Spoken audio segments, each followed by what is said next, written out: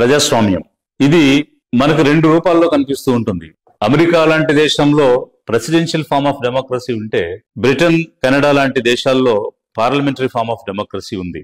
అయితే మనకి రాజ్యాంగం అమల్లోకి వచ్చేటువంటి సమయంలో, స్వతంత్రం వచ్చినప్పుడు ఏ రకమైనటువంటి ప్రజాస్వామ్యాన్ని ఎంచుకోవాలనే దాని మీద ఒక సుదీర్ఘమైనటువంటి చర్చ జరిగిన తర్వాత, మన దేశంలో ఉన్నటువంటి విభిన్న సంస్కృతులు, విభిన్న ప్రాంతాలు, భాషలు, మతాలు, కమ్యూనిటీస్, వీటన్నిటిని కూడా దృష్టిలో ఉంచుకుని ఒక ప్రెసిడెంట్ ఉండేటువంటి ప్రభుత్వం కాకుండా పార్లమెంటరీ ఫామ్, ఒక లోక్సభ, రాజ్యసభ ఉండి ప్రతినిధులు వచ్చి అన్ని వర్గాల నుంచి, అన్ని ప్రాంతాల నుంచి చర్చించి నిర్ణయించేటువంటి చట్టసభ అయితే బాగుంటుందని పార్లమెంటరీ ఫామ్ ని ఎంచుకోవటం ఆ రోజు మన పెద్దలు చేసినటువంటి పని. అయితే వాల్టర్ బెజెట్ అనే ఇంగ్లీష్ కాన్స్టిట్యూషన్ రాసినటువంటి వ్యక్తి పార్లమెంటరీ ఫార్మ్ ఆఫ్ డెమోక్రసీ గురించి ఒక మాట చెప్పారు. It is a government in discussion, not in fisticuffs. Parliamentary form of governance అనేటువంటిది it's a government of discussion, not fisticuffs అని చెప్పారు. అంటే చర్చల ద్వారా నిర్ణయాలు తీసుకుని నడిపించేటువంటి ప్రభుత్వం పార్లమెంటరీ ఫామ్ లో ఉంటుంది, ముష్టిఘాతాల ద్వారా, గుద్దులాట ద్వారా నడిచేటువంటిది కాదు అని వారు చెప్పడం జరిగింది. అలాగే ఈ పార్లమెంటరీ ఫార్మ్ ఆఫ్ డెమోక్రసీ మనం తీసుకోవాలనేటువంటి సందర్భంలో డాక్టర్ అంబేద్కర్ రాజ్యాంగ సభలో అనేక మార్లు మాట్లాడుతూ మరొక విషయాన్ని ప్రస్తావించడం జరిగింది. అదేమిటంటే, పార్లమెంటరీ ఫార్మ్ ఆఫ్ డెమోక్రసీ అనేది రెండు స్తంభాల మీద నిలబడి ఉంటుంది.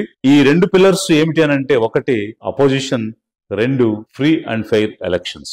ఇవి రెండు మూల స్తంభాలుగా పార్లమెంటరీ ఫామ్ కు ఉంటాయి. ఎన్నికలు అనేటువంటివి సజావుగా, స్వేచ్ఛగా, నిష్పక్షపాతంగా జరిగితే ప్రజలు తమ ఓటు హక్కును వినియోగించుకుని ప్రతినిధులను ఎన్నుకుంటారు.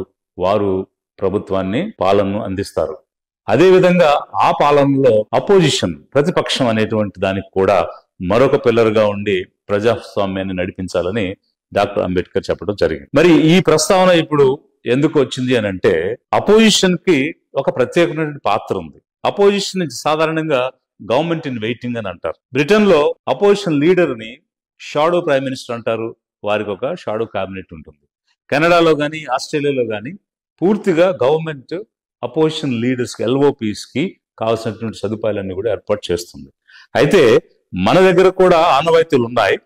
10% సీట్లు వచ్చినటువంటి పార్టీకి అపోజిషన్ స్టేటస్ ఇచ్చి లీడర్ ఆఫ్ అపోజిషన్ కి క్యాబినెట్ ర్యాంక్ ఇవ్వడం అనేటువంటిది మనం చూస్తున్నాం. అయితే దానితో పాటు ఇంకా కొన్ని ఆనవాయితీలు ఉన్నాయి.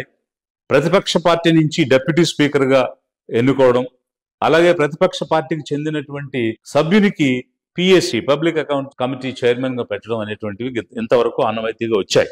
కానీ ఈ రోజు ఈ ఆనవాయితీలన్నిటికీ కూడా స్వస్తి చెప్పి ఒక ఎన్నికైనటువంటి పార్టీ ఏదైతే ప్రభుత్వాన్ని ఏర్పాటు చేస్తుందో వారు ఒక నియంతృత్వ పోకడలకు వెళ్లేటువంటి పరిస్థితి ఈ రోజు మనకు కనిపిస్తూ ఉంది. గత 10 సంవత్సరాలు 2014 నుంచి 2024 వరకు మనకి లోక్సభలో అపోజిషన్ లీడర్ లేని పరిస్థితి మన భారతదేశంలో చూసాం.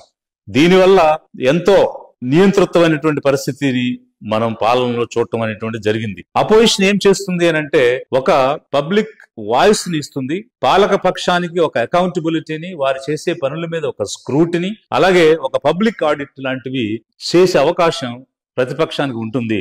అందువల్ల ప్రజల గొంతు చట్టసభలో, పార్లమెంట్ లో గాని, అసెంబ్లీలో గాని వినిపించడానికి ఒక అవకాశం ప్రజలు వారికి ఇచ్చారు. ఈ రోజు ప్రతిపక్షం తన పాత్ర గనక పోషించకపోతే ప్రజల పక్షాన మాట్లాడేవాళ్ళు పాలక పక్షం చేసేటువంటి పనుల్ని స్క్రూటినీ చేసి పారదర్శకంగా ప్రజలకు అందించేటువంటి పరిస్థితి లేకుండా పోతుంది. అందుకోసం ఏవైతే ఆనవాయితీలుగా ఉన్నాయో, అంటే రాజ్యాంగంలో 10% సీట్లు ఉంటేనే ప్రతిపక్ష హోదా ఇవ్వాలని లేదు, కానీ పార్లమెంటు పెట్టుకున్నటువంటి business rules, code of conduct, వారు చేసినటువంటి స్టాట్యూట్స్ ద్వారా 10% ఉండాలనేటువంటిది రాసుకోవడం జరిగింది. అయితే దీనిని మార్చడానికి మనం జర్మనీకో, జపాన్కో వెళ్లాల్సిన అవసరం లేదు. మన పార్లమెంటే దానిని అమెండ్ చేసుకోవచ్చు. 52nd అమెండ్మెంట్ పార్లమెంట్ చేసింది. దేనికోసం? రాజ్యాంగానికి చేసింది. ఎందుకోసం అని అంటే, ఒక బీఫామ్ మీద గెలిచి ఇంకో పార్టీలోకి వెళ్ళిపోతున్నప్పుడు అది అరికట్టడం కోసం anti defection law 10th schedule లో పెట్టడం జరిగింది. ఇది ఎందుకు అని అంటే, విప్ ను అతిక్రమించిన వాళ్ళు వారి యొక్క సభ్యత్వాన్ని రద్దుపరిచే అవకాశం స్పీకర్ కి ఇవ్వడం అనేది యాంటీ డిఫెక్షన్ లా ద్వారా వచ్చింది. సో అంతటి అమెండ్మెంట్ చేసినప్పుడు ఈ చిన్న విషయం పార్లమెంట్ చేయడం అనేటువంటిది పెద్ద కష్టమైన పని ఏం కాదు. దానికి మనం జర్మనీ, జపాన్ వెళ్లాల్సిన అవసరం లేదు. అందుకనే లిబరేషన్ కాంగ్రెస్ పార్టీ అన్ని రాజకీయ పార్టీలను దేశవ్యాప్తంగా ఉన్నటువంటి పార్టీలను కూడా అడ్రస్ చేయాలనుకుంటుంది. ఏమనంటే పార్లమెంటరీ ఫార్మ్ ఆఫ్ డెమోక్రసీలో ప్రతిపక్షానికి ప్రత్యేకమైనటువంటి పాత్ర ఉంది. ఎక్కడైనా 10% సీట్లు రాకపోతే ఖచ్చితంగా వారికి ఒక అవకాశం ఇచ్చే విధంగా చట్టాన్ని సవరించాలని ఒక సవరణ తీసుకురావాలనే ప్రతిపాదన లిబరేషన్ కాంగ్రెస్ పార్టీ నుంచి తీసుకొస్తున్నాం. అదే సమయంలో ఈ రాష్ట్రంలో ఉన్నటువంటి అధికార పక్షానికి ముఖ్యమంత్రి గౌరవనీయులు చంద్రబాబు నాయుడు గారికి లిబరేషన్ కాంగ్రెస్ పార్టీ ఏం విజ్ఞప్తి చేస్తుంది అంటే, మీరు 40 సంవత్సరాలు పార్లమెంటేరియన్ గా ఉన్నారు, ప్రజాస్వామ్య విలువలు తెలుసు, పార్లమెంటరీ డెమోక్రసీ మీకు తెలుసు, కాబట్టి ఒక పెద్ద మనిషిగా మీరు వ్యవహరించండి. ఆ రోజు శ్రీబాగ్ ఒప్పందం రాయలసీమ కోస్తా నాయకుల మధ్య జరిగింది, పెద్ద మనుషుల ఒప్పందం తెలంగాణ ఆంధ్ర నాయకుల మధ్య జరిగింది, దానికి ఎలాంటి చట్టాలు లేవు. మరి అలాంటిది చట్టంలో లేదు అనే సాకు చూపించి మీరు ప్రతిపక్ష హోదా 1,40,00,000 ఓట్లు వచ్చినటువంటి 39% పైగా ఓట్లు వచ్చినటువంటి పార్టీకి ఇవ్వకపోవడం అనేది పెద్ద మనిషిగా అది తగదు.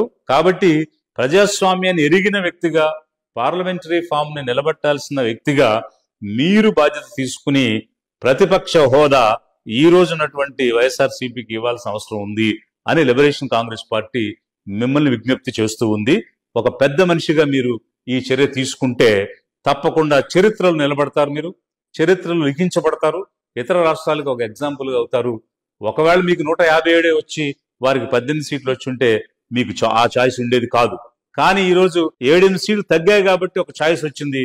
ఆ ఛాయిస్ మీరు వాడుకుంటే మీరు చరిత్రలో నిలబడతారు. అది మా విజ్ఞప్తి. అదే సమయంలో వైఎస్ఆర్సీపీకి కూడా, జగన్మోహన్ రెడ్డి గారికి కూడా లిబరేషన్ కాంగ్రెస్ పార్టీ విజ్ఞప్తి చేస్తుంది. ఏమిటనంటే, అవమానాలను, అపనిందలను, కష్టాలను మీరు ఆలోచించకండి. ఎందుకంటే అవమానాలు, అపనిందలు, కష్టాలు మీకేం కొత్త కాదు. అదే విధంగా వ్యక్తిగతమైన గుర్తింపు, గౌరవం అన్న ఆలోచన పక్కకు పెట్టి 1,40,00,000 మంది నన్ను నమ్మారు, నాకు ఓటు వేశారు మా పార్టీకి, అందుకోసం మేము వారి గొంతు వినిపించడానికి అసెంబ్లీలోకి వెళ్ళాలి, రికార్డుల్లో ఎక్కాలి, మేము మాట్లాడే ప్రతి మాట కూడా రికార్డు కావాలి, ప్రజల తరపున పోరాడాలి అనేటువంటి ఒక నిర్ణయం మీరు తీసుకుని తప్పకుండా అసెంబ్లీకి వెళ్లి ప్రజల పక్షాన గొంతు విప్పాలి, పోరాడాలని చెప్పేసి లిబరేషన్ కాంగ్రెస్ పార్టీ మీకు కూడా డిమాండ్ చేస్తూ ఉంది.